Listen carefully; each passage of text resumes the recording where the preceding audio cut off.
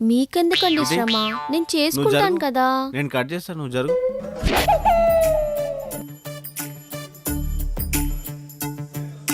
చూపిస్తా ఈ శిరీష అంటే ఏంటో ఇవాళిడికి చూపిస్తా.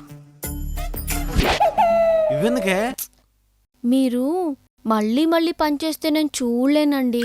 అందుకే రాత్రి కూర కూడా ఇప్పుడే చేసేయండి.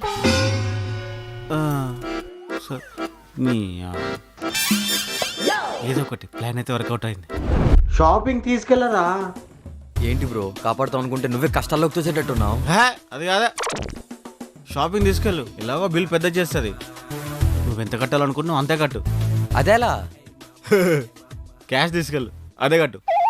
మిగతా వాటికి కార్డు మర్చిపోయి, ఫోన్ మర్చిపోయి, పిన్ మర్చిపోయి అని చెప్పు. తర్వాత కొనుక్కుందామని చెప్పు. Wow, super bro. ఏ డ్రెస్ బాగుంది? ఇది ఆర్డర్ చేద్దాం. బేబీ, శాలరీ వచ్చింది, షాపింగ్కి వెళ్దామా?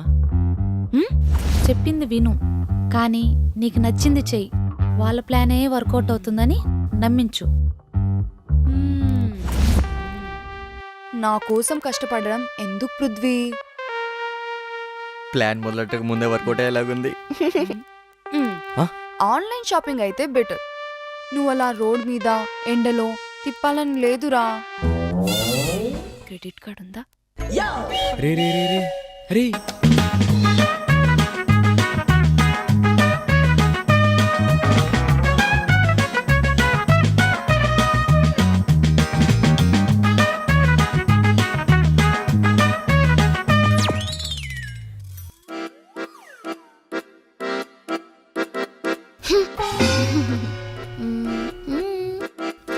పర్లేదులే, చేస్తా. మీకు ఇలా పని చెప్తుంటే నాకు చాలా బాధేస్తుందండి. కానీ ఏం చేయను, ఇలా పని చెప్పకపోతే మీరు ఫీల్ అవుతున్నారు కదా.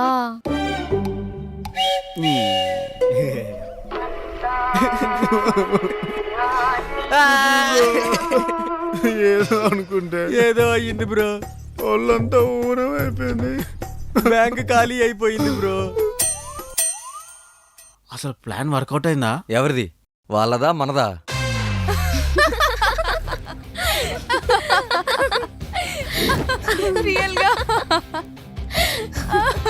ఇన్నాళ్ళు నేను పడిన కష్టమంతా వాడికి ఒక్క రోజులోనే చూపించాను.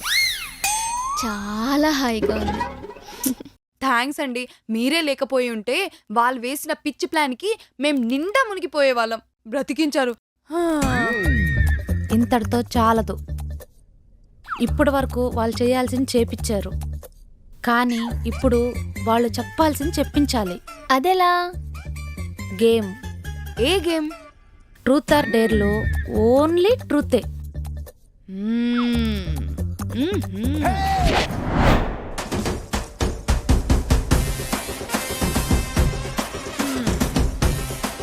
ఏమెవరు? ఆవిడారా మహిళా సంఘం అధ్యక్షురాలు. ఓ, నేను 12 నెలలు కష్టపడితే 12 లక్షలు సంపాదిస్తున్నా. అలా 30% గవర్నమెంట్కి ఇస్తున్నా అంటే సంవత్సరంలో 4 నెలలు గవర్నమెంట్ కోసం పని చేస్తున్నా. అది నా బాధ.